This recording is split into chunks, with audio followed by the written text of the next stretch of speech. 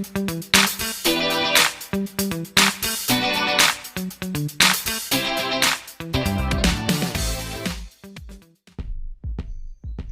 teman-teman, kali ini kita bahas fase kecantikan wanita sesuai siklus menstruasi. Laki-laki wajib dengerin, apalagi cewek. Karena apa? Karena normalnya atau naturalnya seorang cewek, kulitnya itu berubah-ubah sesuai dengan siklus menstruasi masing-masing. Nah, sebelum ke fase-fase siklus menstruasi, kita perlu tahu dulu apa itu hormon estrogen dan hormon progesteron. Jadi, setahu aku itu kalau hormon estrogen itu diproduksinya pas lagi masa ovulasi. Nah, berperan pada perubahan tubuh remaja tuh selama masa pubertas. Terus ini tuh juga bisa untuk pembentukan rahim. Sedangkan progesteron itu tuh diproduksinya di ovarium untuk menjaga reproduksi dan menjaga kehamilan. Berperan juga dalam penebalan dinding rahim. Dan siklus menstruasi wanita itu terjadi selama 30-40 hari. Selama 30-40 hari itu terbagi jadi 4 fase kan. Otomatis tiap fasenya itu waktunya sekitar 1 minggu. Fase yang pertama itu adalah fase ovulasi. Fase ovulasi ini biasanya 2 minggu sebelum menstruasi.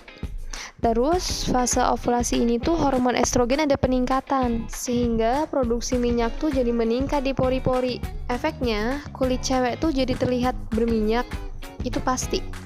Terus menimbulkan jerawat kan. Terus ada komedenya juga. Terus flek hitam. Tapi di masa ini cewek itu peluang hamilnya lebih tinggi, soalnya hormon estrogennya ada peningkatan.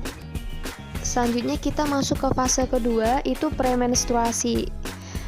Nah, kalau di premenstruasi ini peluang hamilnya itu rendah dan pembuahan dalam rahim tidak terjadi, maka hormon estrogen itu ada penurunan. Dan di fase ini tuh kulit cewek tuh sebenarnya di fase paling buruk dan sangat sensitif. Soalnya dipengaruhi juga oleh peningkatan hormon progesteron dan hormon testosteron. Karena ada perubahan hormon itu, pori-pori itu jadi mudah tersumbat.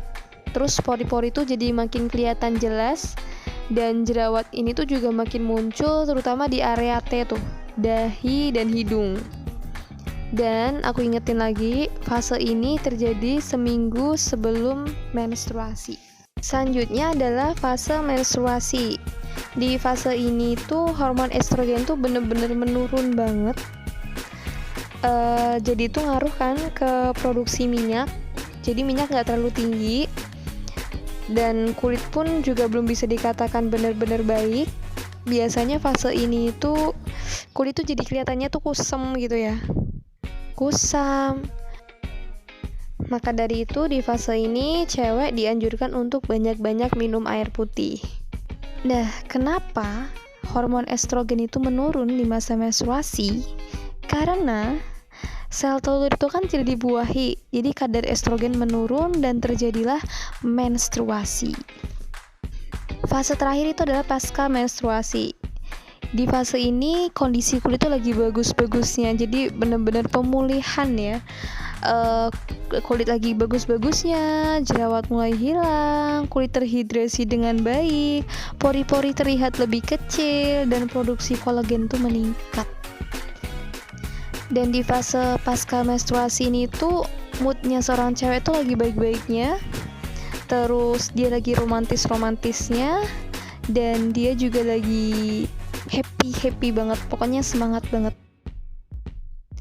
Jadi intinya itu, kalau misalnya kalian pernah lihat tuh, wah hari ini dia cakep ya, ternyata besoknya lagi kok udah berubah ya, besoknya lagi berubah ya. Sebenarnya itu emang cewek itu cantiknya itu punya fase sendiri-sendiri, punya siklusnya masing-masing, sesuai dengan siklus menstruasinya perorangan. Aku ulangin lagi, jadi karakter kulit normalnya atau naturalnya seorang cewek ya seperti itu. Mereka punya fase sendiri-sendiri.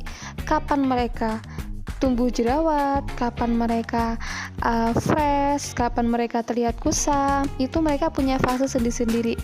Itu naturalnya seorang cewek. Jadi gimana? Masih mau menjadikan wajah sebagai nilai kecantikan tertinggi?